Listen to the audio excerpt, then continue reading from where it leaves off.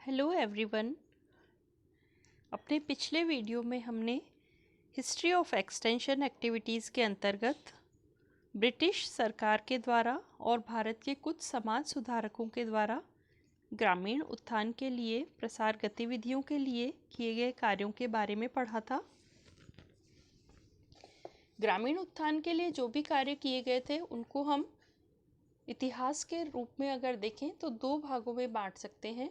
एक तो स्वतंत्रता प्राप्ति से पूर्व का कार्यक्रम और दूसरा है स्वतंत्रता के पश्चात चलाए जा रहे कार्यक्रम। तो आज हम, जैसा हमने अपने पिछले वीडियो में पढ़ा था, स्वतंत्रता प्राप्ति से पूर्व के प्रसार कार्यक्रम, उसी क्रम में आज हम अन्य कार्यक्रमों को भी पढ़ेंगे और स्वतंत्रता प्राप्ति से पूर्व किए जाने वाली प्रसार गतिविधियों के बारे में आज हम इस वीडियो में अध्ययन करेंगे। स्वतंत्रता प्राप्ति से पूर्व की जाने वाली प्रसार गतिविधियां ब्रिटिश सरकार के अनुकूल चलाई गई थी और क्योंकि उस समय हमारे देश में अंग्रेज़ों का राज्य था, हमारा देश स्वतंत्र नहीं था, तो उस समय पर जो गतिविधियां सरकार के द्वारा चलाई गई थी उससे इतर, उससे परे भी कुछ गतिविधियों का संचालन ग्रामीण विकास के लिए किया गया और इन्हें हम पढ़ते हैं एक्सटेंशन एक्टिविटीज़ बिफोर इंडिपेंडेंस के अंतर्गत। और इसमें एक महत्वपूर्ण गतिविधि है शांति निकेतन में चलाए जा गए कार्यक्रम, वर्क एट शांति निकेतन। हम सभी जानते हैं कि शांति निकेतन भारत के प्रथम नोबेल पुरस्कार विजेता कवि गुरुदेव श्री रविंद्रनाथ टैगोर के द्वारा 1908 में अपने जमींदारी के क्षेत्र कालीग्राम परगना में ग्रामीण उत्थान के लिए चलाया गया था, शुरू किया गया था। इन्होंने ग्रामीण युवकों के विकास के लिए एक संगठन बनाया और ये संगठन ग्रामीण जन के रहन सहन के स्तर में सुधार लाने के लिए मुख्य रूप से बनाया गया था। गुरुदेव रविंद्रनाथ टैगोर ने 1921 में एल्महर्स्ट के सहयोग से शांति निकेतन में ग्रामीण पुनर्गठन संस्थान की स्थापना भी की थी, जिसमें 8 गांवों के लोगों का एक संगठन बनाया गया और इन गांवों को उनकी लोगों की ज़रूरतों को समझते हुए विभिन्न प्रकार के कार्यक्रम चलाए गए, जिनके अंतर्गत कृषि, पशुपालन, कुटीर उद्योग और शिक्षा का विकास करने के माध्यम से ग्रामीण जीवन को उन्नत करना मुख्य रूप से किया गया। और ये जो जितने भी कार्यक्रम चलाए गए थे इसमें युवक संगठनों की मदद ली गई थी या उनके माध्यम से ये कार्यक्रम चलाए गए थे। शांति निकेतन में जो प्रसार कार्यक्रम चलाए गए उनके उद्देश्य थे ग्रामीणों में स्वयं की सहायता की भावना का विकास करना, यानी सेल्फ हेल्प का कंसेप्ट डेवलप करना। गांव के लोगों को ये सिखाना कि वो अपना काम, अपनी मदद स्वयं कर सकते हैं, उन्हें ऐसा करना चाहिए, ना कि अपनी ज़रूरतों को पूरा करने के लिए दूसरों की तरफ हाथ फैलाकर खड़े रहना चाहिए या दूसरों से उम्मीद करनी चाहिए। जब वे स्वयं अपनी सहायता करेंगे तभी दूसरे लोग उनकी मदद के लिए आगे आएंगे। इस तरह की भावनाएं उनके अंदर विकसित करना इसका उद्देश्य था। सेकंड है ग्रामीण नेतृत्व का विकास करना। गांव के लोग सभी चीज़ों को सही तरीके से समझ सकें, सभी अच्छी बातों को, अच्छी आदतों को एक्सेप्ट करें, अंगीकार करें, इसके लिए वो अपने नेताओं की बात ज़रूर मानते हैं। तो इसीलिए गांव के लोगों के बीच से कुछ विकासवादी दृष्टिकोण वाले, नई सोच वाले नेताओं का पहचान करना और उनके नेतृत्व क्षमता का विकास करना, ये इसका उद्देश्य था, ताकि गांवों में परिवर्तन के चक्र को आगे बढ़ाया जा सके। ग्रामीण बालिकाओं का सेवा दल तैयार करना, ये बहुत महत्वपूर्ण था क्योंकि शांति निकेतन बालिका शिक्षा के लिए चलाया जा रहा एक संस्थान था। उस समय पर लड़कियों की शिक्षा का बहुत प्रचलन नहीं था। सामान्य रूप से लड़कियां थोड़ी बहुत शिक्षा अनौपचारिक रूप से घरों में ही प्राप्त करती थी। औपचारिक शिक्षा प्राप्त करने के लिए बहुत कम स्थान होते थे और लोगों में इस तरह की जागरूकता भी नहीं थी कि स्त्रियों को, लड़कियों को शिक्षित करवाया जाए, उन्हें बस घर के कामकाज तक ही सीमित कर दिया जाता था। तो इस सब से हटकर ग्रामीण जो भी बालिकाएं थीं, उन्हें इस तरीके से तैयार करना जो कि गांव के लोगों को अच्छे नए प्रगतिवादी तरीकों से खेती करने के लिए प्रेरित कर सकें, उन्हें अपनी जीवन यापन के लिए, आजीविका कमाने के लिए कुटीर उद्योगों और लघु धंधों को अपनाने के लिए प्रेरित कर सकें। साथ ही पशुपालन की जो नई और उन्नत तकनीकें थीं, उन तकनीकों को वो अपनाएं, उनका पालन करें, इसके लिए प्रेरित करना। और इस तरह की कुछ समूह तैयार कर दिए गए थे, ग्रुप्स तैयार कर दिए गए थे, जिन्हें कहा जाता था सेवा दल। तो न सिर्फ लड़कों के सेवा दल होते थे, बल्कि लड़कियों के भी सेवा दल होते थे, जिससे ग्रामीण जनता में ये मैसेज भेजा जा सके कि सिर्फ लड़के ही काम नहीं कर सकते हैं, बल्कि लड़कियां भी सभी कामों को कर सकती हैं। और इस तरह की लड़कियां जो सेवा दल में शामिल होती थी, उन्हें व्रती बालिका कहा जाता था। नेक्स्ट उद्देश्य था हस्तशिल्प कलाओं यानी हैंडीक्राफ्ट्स के विकास हेतु प्रशिक्षण केंद्रों की स्थापना करना। हमारे देश में बहुत सारी परंपरागत हस्तशिल्प कलाएं हैं जो धीरे धीरे विलुप्त होती जा रही हैं, क्योंकि लोग उसके लिए बहुत ज़्यादा पैसा खर्च करने को तैयार नहीं होते।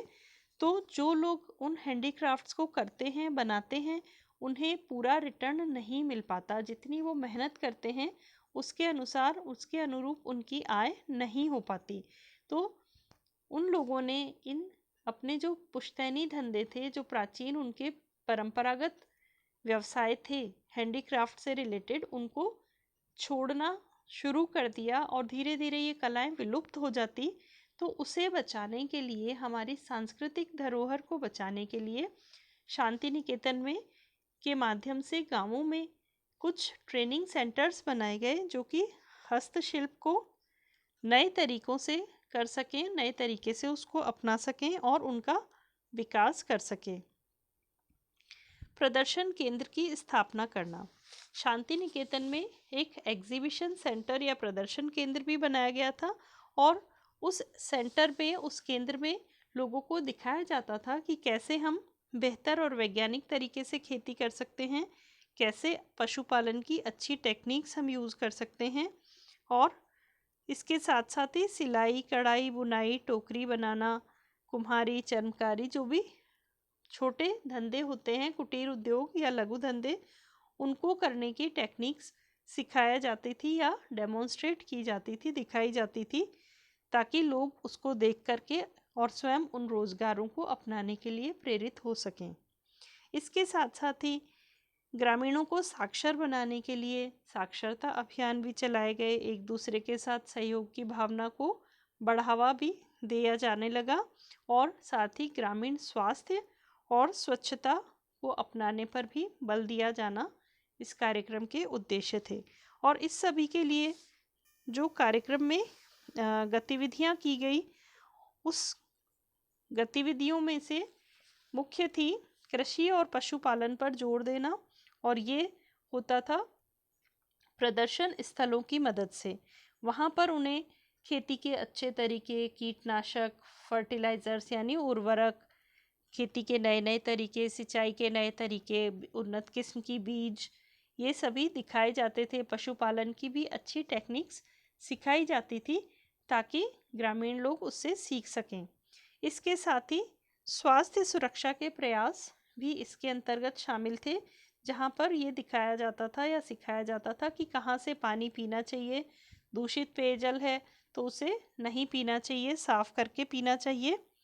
ये सभी चीज़ें भी इसमें दिखाई जाती थी। इसके साथ ही जिस जगह पर हम रहते हैं वहाँ साफ़ सफाई रहे, जहाँ खाना बनाते हैं तो बर्तन और वो सभी स्थान साफ़ रहने चाहिए, गंदे कपड़े नहीं पहने जाएं, और किसी भी तरह की अस्वच्छता की जो आदतें थी, उन आदतों को हटाया जा सके, ताकि कई संक्रामक रोग और गंदगी से होने वाले रोगों से लोगों को बचाया जा सके। इसके लिए भी मोटिवेशनल प्रोग्राम्स चलाए जाते थे। गाँवों में शुद्ध पेयजल की व्यवस्था, दवाइयाँ उपलब्ध करवाना, टीकाकरण करवाना, प्राथमिक चिकित्सा केंद्र खोलना, ये सभी सम्मिलित थे। लघु एवं कुटीर उद्योग धंधों की स्थापना करना। शांति निकेतन के माध्यम से जगह जगह पर बहुत सारे कुटीर उद्योग भी खोले गए, जैसे चटाई बुनना, फर्नीचर बनाना, बढ़ई का काम, कुम्हार का काम, चमड़े का काम, सिलाई, कढ़ाई, बुनाई, इस तरह की चीज़ें, ताकि ग्रामीणों की आय में वृद्धि हो सके। सामाजिक चेतना लाना भी इस कार्यक्रम के अंतर्गत सम्मिलित किया गया, और ये जरूरी इसलिए समझा गया कि लोगों में जागरूकता ही नहीं थी, वो अपनी समस्याओं को लेकर के बस दुखी होते थे, परेशान होते थे। उन्होंने कभी ये सोचा ही नहीं कि इन समस्याओं को हम दूर भी कर सकते हैं या इनसे मुक्ति पा सकते हैं। तो इसीलिए लोगों में ये जागरूकता लाना कि किस तरीके से वो नए तरीके अपनाएं या नए विधियों को अपना सकते हैं, प्राचीन रूढ़िवादिता और अंधविश्वास को छोड़ सकते हैं, ताकि विकसित हो सके, उनका जीवन स्तर सुधर सके। इसके साथ साथ ही व्यावसायिक प्रशिक्षण भी उन्हें दिया जाता था, जिसके माध्यम से वो विभिन्न प्रकार की हैंडीक्राफ्ट्स को, कलाओं को, या रोजगार के जो माध्यम हैं, जैसे सिलाई, कढ़ाई, बुनाई, लकड़ी का काम, धातु के बर्तन बनाना, मूर्ति कला, औजारों का निर्माण करना, हैंडीक्राफ्ट्स के काम, इन सभी को अच्छे तरीके से सीख सकें और अपनी आय में बढ़ोतरी कर सकें। शांति निकेतन में चलाए गए कार्यक्रमों की उपलब्धियां, अचीवमेंट्स बहुत ही अच्छी रही। काफ़ी सफलता इन कार्यक्रमों को प्राप्त हुई शुरू में ही, क्योंकि इसका मूल कारण ये था कि ये ग्रामीण लोगों की वास्तविक समस्याओं पर आधारित थी। उनकी क्या क्या जीवन में समस्याएं आ रही हैं, इसको सही तरीके से देखा और समझा गया था। तो जो भी नीड बेस्ड प्रोग्राम होते हैं, लोगों की आवश्यकताओं पर आधारित प्रोग्राम होते हैं, वे सभी सफल होते ही हैं। तो उसी तरीके से, क्योंकि ये ग्रामीण जनता की नीड्स को, उनकी ज़रूरतों को ध्यान में रख कर के बनाए गए कार्यक्रम थे, इसीलिए इनमें काफ़ी सफलता प्राप्त हुई।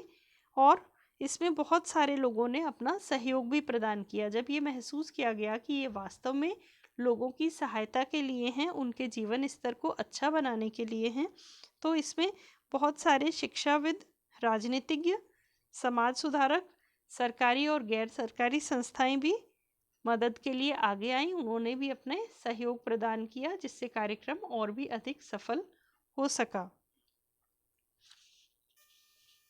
कार्यक्रम की कमियां। हम ये जानते हैं कि जब भी हम कोई काम करते हैं, और विशेष रूप से जब प्रारंभिक स्तर पर करते हैं, तो उसमें बहुत सारी कमियां रह जाती हैं, क्योंकि उस समय पर हमें एक्सपीरियंसेस नहीं होते, अनुभव कम होते हैं। तो धीरे धीरे अपने अनुभवों से हम उन कमियों को दूर करते हैं। तो शांति निकेतन के जितने भी कार्यक्रम थे, वो व्यक्तिगत रूप से बने हुए कार्यक्रम हो गए थे, क्योंकि वो रविंद्रनाथ टैगोर जी की जो उनके ग्रामीण क्षेत्र था, उसी क्षेत्र में चलाए जा रहे कार्यक्रम थे। तो वहाँ पर बहुत ज़्यादा, हालांकि उनके रहते हुए ये कार्यक्रम बहुत अच्छे से चले, लेकिन बाद में इन कार्यक्रमों को आगे बढ़ाने वाला कोई नहीं था। आदर्श भी इसमें बहुत ही उच्च आदर्श थे, व्यवहारिक नहीं थे। कई जगह पर व्यवहारिक समस्याएं आती थी, परेशानियां आती थी। कार्यकर्ता इस कार्यक्रम में जिनको लिया गया, प्रसार कार्यकर्ता, वे बहुत अधिक प्रशिक्षित नहीं थे, और इसलिए मानसिकता में परिवर्तन लाना उनके लिए बहुत अधिक संभव नहीं था, और प्रशिक्षित कार्यकर्ताओं की कमी भी काफ़ी थी। इसके साथ साथ ही बाद में इन कार्यक्रमों के संचालन करने वाला कोई नहीं था, कोई इनको देखने वाला नहीं था, इसलिए धीरे धीरे ये कार्यक्रम गौण होते गए, कम होते गए। शांति निकेतन में प्रसार शिक्षा के लिए जो प्रयास किए गए, आशा है कि आप उनको ठीक से समझ गए होंगे। Keep learning, keep sharing.